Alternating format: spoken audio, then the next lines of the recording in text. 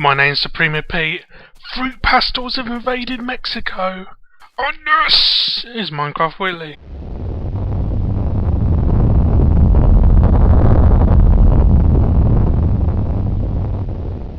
First up we have the Texture Pack Spotlight, and today we have Wordcraft by Syeblaze. Well, this texture pack is pretty random. Every block has the name of the block on it. So here we have grass, and it's called grass. My cloth block in my hand says cloth, and everything has their own name on it. Personally, I couldn't see myself using this texture pack a great deal, but it is pretty awesome for something different than everything else out there. So if you're looking for something to play around with for a while that's totally different from any other texture pack out there, get this texture pack. It is pretty damn awesome. Now we're moving on to the map spotlight, and this week's map spotlight is the Alchemy challenge by MysticalZelda. When I first found this map, I had no clue who made it because I didn't really look at the name, but MysticalZelda is actually a subscriber of mine, I believe, so that is pretty damn awesome. And also they do some stuff on their channel which you should check out as well. But anyway, to the map. The Alchemy challenge, there's rules. You're not allowed to break blocks, but you're allowed to place blocks if you get them in the chest. And you're allowed to craft stuff as long as they're not like tools.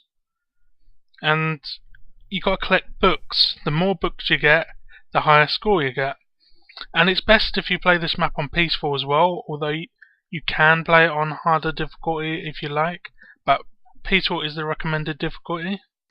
So yeah, I played through quite a bit of this map. I think I got to the end. I didn't actually get that many books, but I found some hidden ones in trees and hidden in the ceiling and stuff. And there's a nice little story to it.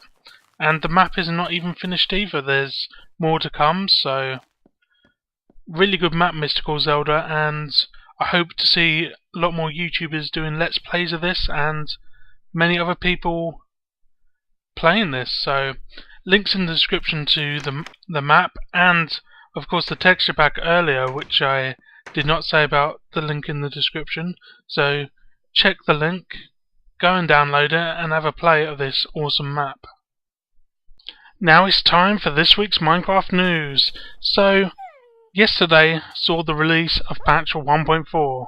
So what did 1.4 bring? Well, first of all, there's various changes that many people haven't covered but are in the patch notes. So first of all, I'm going to get onto wolves. Wolves, well, they're tameable and can only be found in forests and taiga biomes, and by taiga I mean they're snow biomes but mountainous with trees, and forests of course are just random areas with lots of trees. They're the two main biomes wolves will be found. I don't think they're found outside of it. And wolves can be tamed with bones. How do you know when you've tamed a wolf? Well, you use bones on it, and then when you see red love hearts and a red colour around its neck, it is yours. And these wolves will do you bidding. If you hit a mob, a wolf will go and attack it, and hopefully will not die.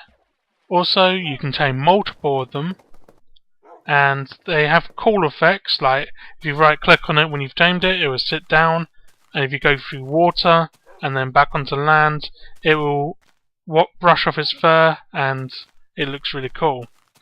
So on top of this, they added cocoa beans. Well, they didn't actually add cocoa beans, they're in a previous patch, but they're actually available to get in game now in dungeon chests.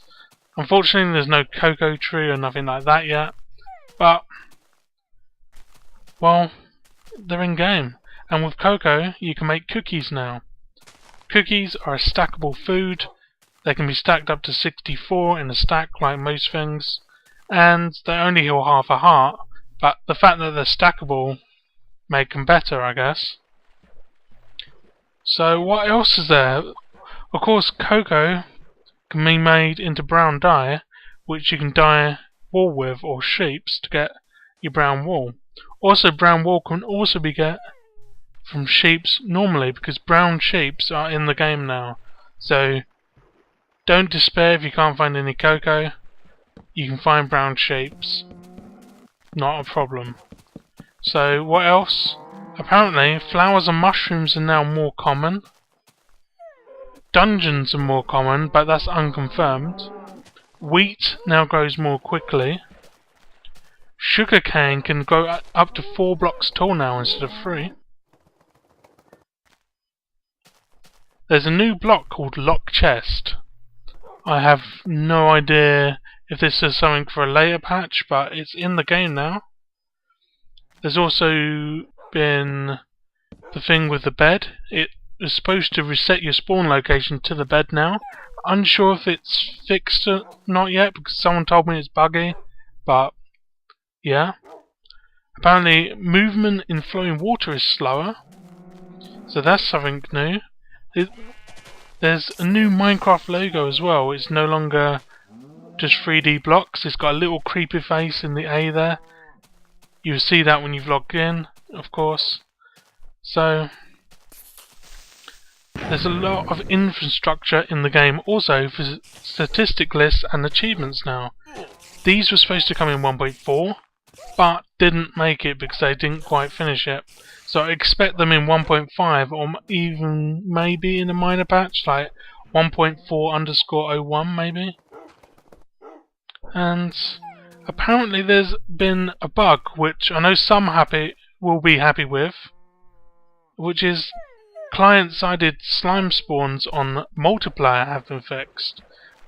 I would love to see that be true, because I have had nothing but annoyance with slimes on multiplayer recently in stupid caves.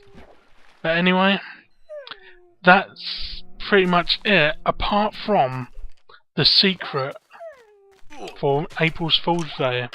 Now in game you may be wandering around and you see a chest and think, why is there a chest randomly in the middle of nowhere? Well, chances are it's a Steve Supply Co chest. So you click on this chest and you get like a menu that says you need a Steve Supply key, or you can go to the store and try and buy a key. This will bring up a web page with a Team Fortress 2 style store.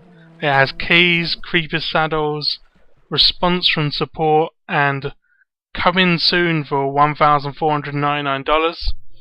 So you can add this stuff to your cart and, well, see for yourself what happens when you go to check out.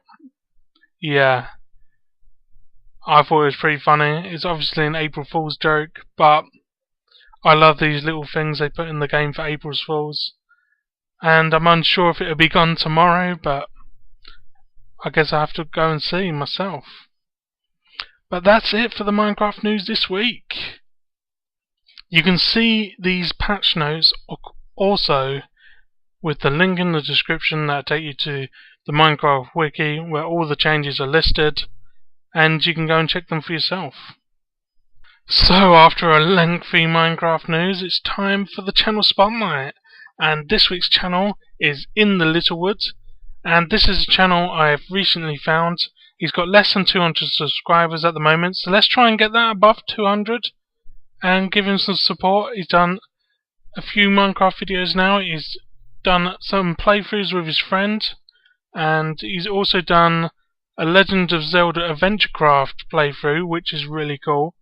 And he also does some live streams as well, so go and check him out, give him some support, as we always like to support new channels in the Minecraft community. It's not a channel that's been going long, so go and check him out and subscribe and tell him I sent you. So that is pretty much it for this week's video, I'm afraid to say. So it's been a pretty lengthy one this week with all the news. So thanks for watching. You've been watching Supremo Pete, and we'll see you next week for some more news, texture packs, maps, and channels. Goodbye.